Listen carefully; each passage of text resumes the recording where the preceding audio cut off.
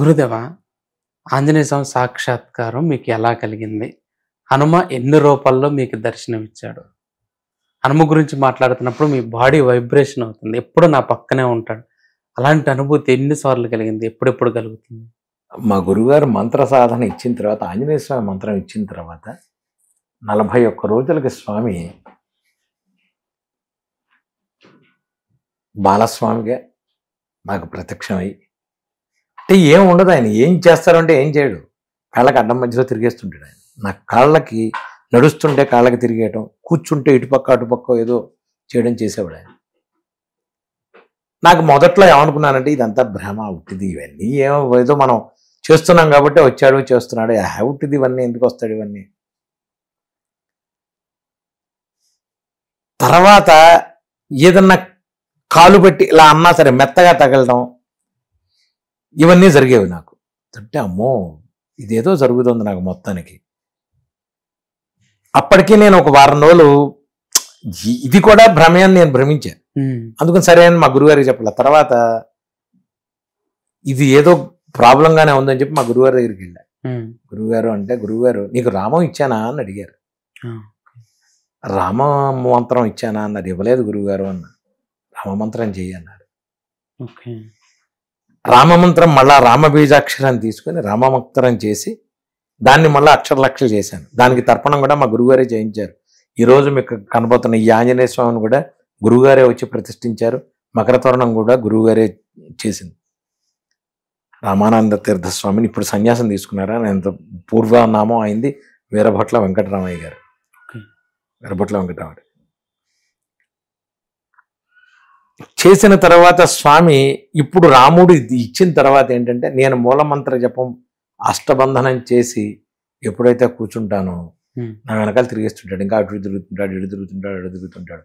మీకు ఇంకో విషయం చెప్తా, ఈ స్వామి కూడా కాసేపు మనం ఎవరో ఆయన్ని పట్టించుకోకపోతే ఏదో ఒకటి కింద పడేస్తాడు, ఏదో ఒకటి తప్పుడు చేస్తాడు. నన్ను పట్టించుకోండి, నేను ఉన్నాను ఇక్కడ, మీరు ఎందుకు రారు నా దగ్గరికి. ప్లేట్ దగ్గర కింద పడుతుంది, లేదంటే అక్కడ కొబ్బరి చెప్పో పండో కింద పడుతుంది. ఇది మా ఇంట్లో నిత్యం జరిగేది.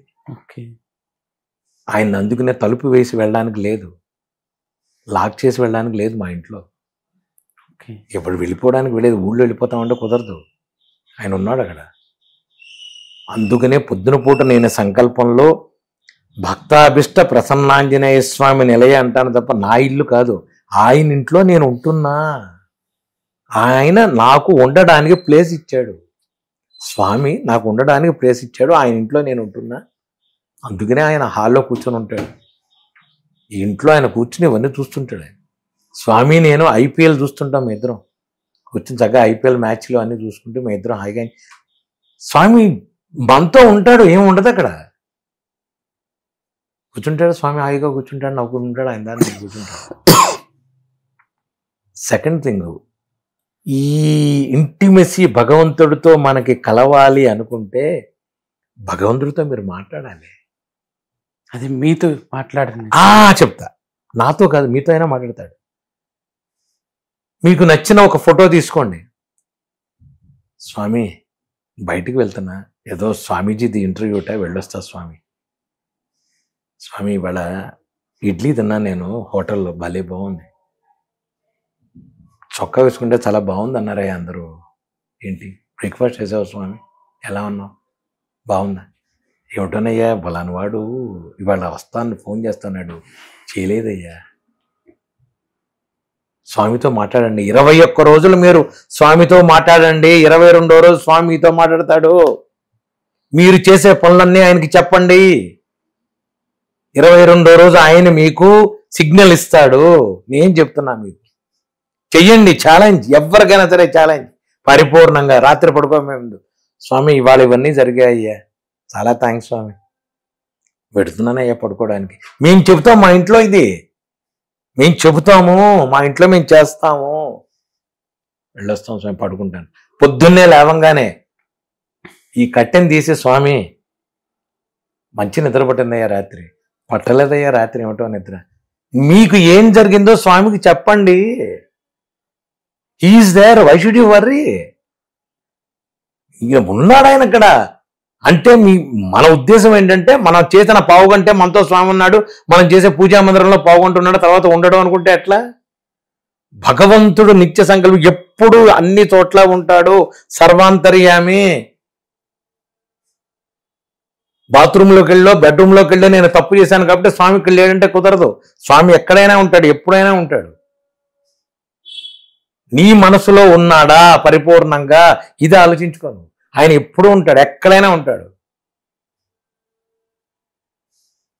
నువ్వు ఆలోచించుకోవాలి, అది మనం ఆలోచించుకోవాలి. అది 21 రోజులు మీరు మాట్లాడండి స్వామితో. తిన్నాను స్వామి, ఇవాళ పెసరట్టు తిన్నానయ్యా, భలే ఉంది. ఇవాళ మామిడికాయ పప్పు వేసుకు తిన్నా, చాలా బాగుంది. ఏమిటో ఇవాళ బాగాలేదయ్యా, నువ్వేం తిన్నావు, బాగున్నావు స్వామి, నీకు బాగా జరిగింది. నా దగ్గర ఏం పెట్టడానికి లేదు, యాపిల్ పండు తిను, అరటి పండు తినవయ్యా. పెట్టండి స్వామికి, అరటిపండు పెట్టండి. అల్ప సంతోషాలు. అమ్మవారైనా మళ్ళా నేను చెప్తున్నాను, నాకు ఇష్టమైంది ఆంజనేయ స్వామి కొట్టి నేను ఆంజనేయ స్వామితో మాట్లాడుతున్నానంట.